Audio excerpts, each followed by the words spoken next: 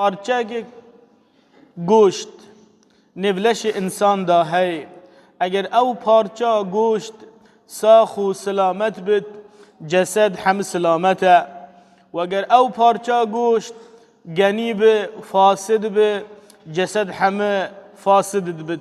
عباد الله پیدوی سر انسان مسلمان گرنگی به پارچه بده. پیدوی واجبه سر انسان مسلمان گرنگی به پارچه گوشت بده. الا وهي القلب. پیغمبر علیه الصلاة والسلام گفت دله اذا صلح القلب صلحت الجوارح.